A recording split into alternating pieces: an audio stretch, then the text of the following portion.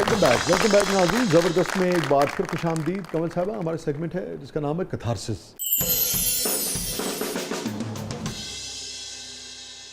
तो कमल, कोई गिल्ट किसी बात पे, कोई ऐसी चीज़ ज़िंदगी में जो आप समझती है कि हाँ भाई ये मुझसे गलत हुई, नहीं होनी चाहिए थी, और ज़मीर उस पर मलामत करता हो?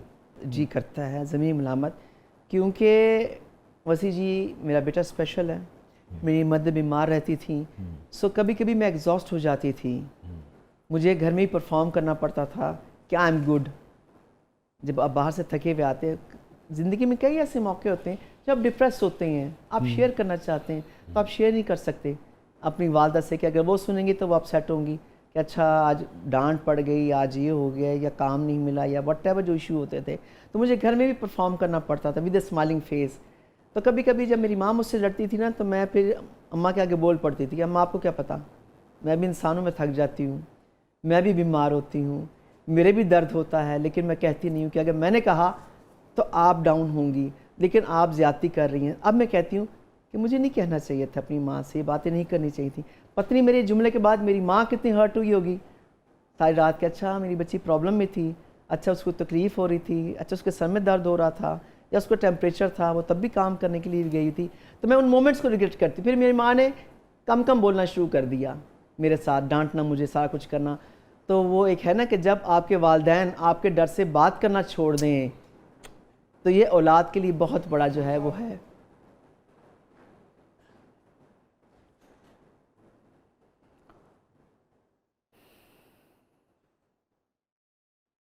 रिग्रेट होता है, मुझे नहीं बोलना चाहिए था अपनी माँ को जो बीमार है 20-25 साल से, मुझे इस तरह ट्रीट नहीं करना चाहिए था। लेकिन वैसे साहब मैं थक जाती थी, स्पेशल बेटे को भी देखना, माँ को भी देखना, बाहर के सारा काम भी करना, तो मैं किसके आगे कैथारसिस निकालती? आप बाहर नहीं निकाल सकते, बाहर निकालेंगे लोग आपसे दोबारा बात नहीं करेंगे। तो ले दे के मेरा गुस्सा अपनी माँ पे ही निकलता था। मैं कहती थी अम्मी आपको नहीं पता ना, आप क्यों जिद कर रही हैं, आप खाना क्यों नहीं खाती हैं, आप ये भी मेरे बर्डन डालती हैं, आप खाना नहीं खा रही हैं, आपका दिल नहीं कर रहा, खाएं, नहीं खाएंगे तो आप बीमार हो जाएंगे। उसे मेरी माँ कहती थी कवल तो मुझे डांटती रहती है। तो फिर मैं वॉशरूम के मुँह हाथ धोने जाऊँ तो मैं 100 दफ़ा अल्लाह मियाँ से माफ़ी मांगती थी कि अल्लाह मियाँ मेरी इंटेंशन नहीं थी अपनी माँ से लड़ने की या डांटने की, लेकिन मैं क्या करूँ, वो बात नहीं मानती। तो अब जब वो नहीं है, आप यकीन माने मैं हर नमाज में अपनी माँ से माफ़ी मांगती हूँ कि मैंने क्यों मिसबिहेव किया आपके साथ, मुझे नहीं करना चाहिए था, मुझ में स्टेमिना था, मुझ में होना चाहिए था स्टेमिना। मैं अपनी माँ के साथ क्यों इस तरह किया, उनके साथ तल्ख कलामी क्यों की, नाराज़ क्यों किया, क्योंकि उनकी ज़िंदगी का महवर मैं ही थी। अब मेरी माँ कहती थी कमल इतनी लेट हो गई, तुम नहीं आई, मैं परेशान हो रही हूँ, तुम क्यों नहीं आई? मैं कहा अम्मा काम के लिए गई थी ना। अब कोई नहीं कहता कमल तुम कहाँ पे हो, तुम घर नहीं पहुँची अभी तक, अब कोई नहीं पूछता। अब मुझे एहसास होता है कि मेरी माँ सही थी, मैं इंतज़ार तो करती थी ना, मेरी दुआएं तो करती थी ना। मैं अपनी ऑडियंस से भी कहूँगी कि आपके माँ बाप हयात हैं, बीमार हैं, जैसे मर्जी हैं, उनकी दिल आज़ारी ना कीजिएगा, क्योंकि फिर मरते दम तक आपको पछतावा रहता है, पछतावा नहीं ख़त्म होता। जितनी मर्जी हम माफ़ी मांग लें अपनी नमाजों में, दुआओं में, नहीं जाता, वो एहसास नहीं जाता आपके अंदर से, आप गिल्ट रहता है, मरते दम तक रहेगा।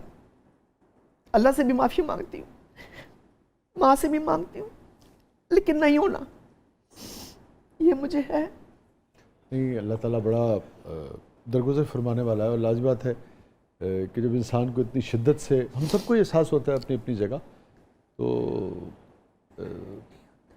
अल्लाह ताला बड़ा रियली रहीम है। सॉरी, आप इतना अच्छा प्रोग्राम कर रहे हैं, मैं बस माँ के लिए टची हो जाती हूँ मैं, कि आज मैं जो कुछ अपनी माँ की वजह से हूँ, वो अगर मुझे सपोर्ट ना करती, वो अगर मेरा ख्याल ना रखती, मुझे पैम्पर ना करती, आज मैं स्टेज पे ना होती।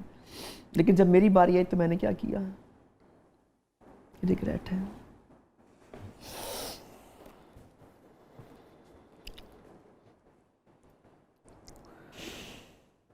अगला क्वेश्चन। हाँ जी, मुझे कहते हैं ना, मैं खुद अब स्पीचलेस हूँ, मैं क्या आपसे सवाल करूँ। माँ हंसती ऐसी है, उसके बगैर, बाप के बगैर बच्चे पल जाते हैं, माँ के बगैर नहीं पलते।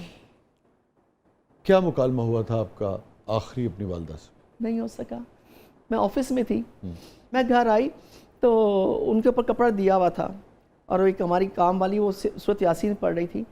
तो मैं कहा कपड़ा क्यों डाला हुआ है? मैं कहा रफ़ीक भाई चली गई अभी, कपड़ा डाल दिया आपने? कहता हाँ वो चले गए। मैं कहा नहीं जा सकती भाई, कैसे जा सकते, मुझसे मिले बगैर कैसे जाएंगी? मैं कहा ये क्या बात हुई? मैंने रोश मैं कहा आप कैसे चली गई मुझसे मिले बगैर, आप नहीं जा सकती। इन्होंने 1122 को बुलाया कि आयन को हॉस्पिटल ले जाते। मैंने कहा नहीं हो सकता। वो आए, उन्होंने उनको पंप शम किया तो कहते हैं कि क्या नाम है, जान तो नहीं है इनमें लेकिन आप ले जाएं। मैं गाड़ी बैठी, एम्बुलेंस में बैठी, मैं कहा मैं आप नहीं जा सकती ना मुझसे मिले बगैर। विल यू बिलीव मी वसी जी, मेरी माँ ने थोड़ी सी आंखें खोली तो मैंने इनसे कहा, मैंने कहा ज़ोबे देखो मेरी अम्मी तो ठीक है। मैं क्या मेरी अम्मी कुछ नहीं हुआ। मैं भी कहती मर गई मेरी माँ तो जिंदा। देखो आंखें खोली, ये अब जाएंगी ना हॉस्पिटल तो ठीक हो जाएंगी, वहाँ जाएंगी। ज़ोबिया ने कहती मैडम ना तंग करें अम्मी को, उनकी रूह को परेशान ना करें, उनको जाने दें। और सिर्फ आपको आखिरी नज़र देने के लिए दोबारा वो आई हैं और उन्होंने देखा आपको। और फिर जब वहाँ गए उन्होंने वो जो लगा के चेक करते हैं हार्ट बीट, कहते कोई भी नहीं, हार्ट बीट रुकी हुई है इनकी।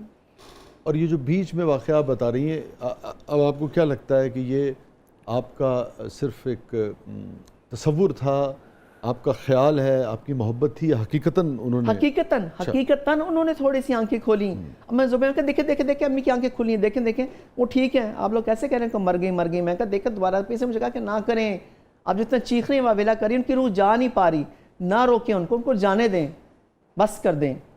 जब वहाँ गए उन्होंने हार्ट बीट वगैरह चेक की, आले वगैरह लगा के, कुछ में तो सीधी लकीर आई थी। फिर मुझे डेथ का सर्टिफिकेट दे दिया, इनका इंतकाल हो गया है। लेकिन मैं आखिर में आपसे एक चीज़ जानना चाहूँगा। जो सारा सफ़र है इसमें ऐसे कुछ चीज़ों का हमें पहले से इल्म था, कुछ चीज़ें आज उन्होंने हैरान कर दिया ना। एक इंतहाई मजबूत औरत जो है, लड़की जो है, खातून जो है, इंसान जो है, वो निकल के आता है सारी जर्नी से। शुरू से अगर आप देखें वालिद साहब का आपके यानी कि आपका अकेला रह जाना, अकेली बेटी होना, वालिद साहब का उस तरह से मुड़ के न देखना, फिर तन्हाई, फिर वालदा के लिए, फिर काम, फिर उसके बाद जो साहबजादे हैं, यानी कि आप, मैं लोगों को बताता चलूँ, चूँकि आपने ख़ुद उसका ज़िक्र किया, इसलिए कि मैंने लोग अगर किसी घर में डिफरेंटली एबल बच्चे पैदा होते हैं, जिनको स्पेशल भी बच्चे कहा जाता है, तो मैंने देखा है लोग बड़ा ख्याल करते हैं उनका। लेकिन मुझसे अगर आप पूछें कि मैंने ऐसे 50 लोगों को देखा जिनके घरों में उससे गुजरना पड़ा ज़िम्मेदारी से, तो इतनी मोहब्बत जितनी आप करती हैं अपने बच्चे से, मैंने कम ही लोगों को करते देखा है। इतनी स्ट्रेंथ, इतना लड़ना ज़माने से, और इतनी स्ट्रेंथ, इतनी ताकत, ये सारा सफ़र ज़िंदगी का, अगर मैं कहूँ कि आप ज़िंदगी को कैसे समेटेंगी अपने अल्फाज में, एक दूसरे इतनी स्ट्रेंथ कहाँ से लाती हैं, कैसे लाती हैं ये सारा? फिर ये जो आपका देखे ना ब्रेन हेमरेज का जो सिलसिला था, उसके बावजूद उससे निकलना खुद एक बहुत बड़ी बात है। जी बिल्कुल, माशाल्लाह हेल्दी हैं, तो ये गैर मामूली खातून के तौर पे आप आती है, गैर मामूली इंसान के तौर पे आपकी कहानी निकल के आती है। तो क्या कहेंगे आप आखिर में इसमें ज़िंदगी के बारे में? इसमें मैं वसी, क्योंकि आपकी ज़िंदगी मुख्तलिफ ज़िंदगी है, हाँ, नॉर्मल आदमी की नॉर्मल नहीं है। जी बिल्कुल। मतलब इतने चैलेंजेस होते हैं, कम लोगों को इतने चैलेंजेस होते हैं। जी बिल्कुल सही फरमाया आपने कि मैं इसमें अल्लाह ताला की शुक्रगुजार होती हूँ कि उसने मुझे इतनी स्ट्रेंथ दी है। कुछ लोगों ने मुझे कहा कि कमल आपको देख के बड़ी हैरानगी होती है, अब 10 दफ़ा गिरती हैं 10 दफ़ा उठ खड़ी होती हैं, आप हिम्मत नहीं हारती। तो ये हिम्मत, ये ताकत, ये हौसला, ये सब्र सिर्फ अल्लाह ताला की ज़ात देती है, दूसरे किसी की बस की बात, इंसान के बस की बात नहीं है। दुरुस्त। इंसानी सतह पे खुद आप क्या करती हैं? वो इख्तियार जो अल्लाह ने इंसान को दिया है कि कुछ लोग उससे उस इख्तियार को इस्तेमाल करते हैं, कुछ नहीं करते, जो दिया उसी ने है, मगर वो क्या चीज़ है जो आप खुद करती हैं अपने तौर पे? देखिए सबसे बड़ी बात दिए हुए इख्तियार में से इस्तेमाल करती। बड़ी बात तो ये है वसी जी कि अल्लाह ताला फरमाता है मैं किसी भी इंसान को उसकी ताकत से ज़्यादा तकलीफ़ नहीं देता, तो मैं कैसे मान लूँ कि मेरी बर्दाश्त से बढ़ के तकलीफ़ मुझे मिली गई है। एक बात। दूसरी बात ये कि अल्लाह ताला ने स्पेशल बच्चे दुनिया में भेजने ही भेजने हैं। वो उन लोगों को सिलेक्ट करता है जिस पे उसको मान होता है, क्या इस घर में भेजूंगा ना, ये मेरा बंदा मेरे स्पेशल बंदे का ख्याल रखेगा, तो वो हमने रखना है। तीसरा, मुझे किसी ने कहा कमल ये तो आप मेरी जन्नत कमा रही हैं अपने स्पेशल बेटे को पाल के, इसके बदले देखिएगा आपको जन्नत मिलेगी। तो मैंने ये कहा था नहीं, ये मेरी जिम्मेदारी है, ठीक। इसके बदले अगर मुझे जन्नत मिलनी है तो अल्लाह मुझे जन्नत ना दे, अल्लाह मेरा बेटा ठीक कर दे, मुझे बेशक जहन्नम में डाल दे, इसके बदले मुझे जन्नत नहीं चाहिए।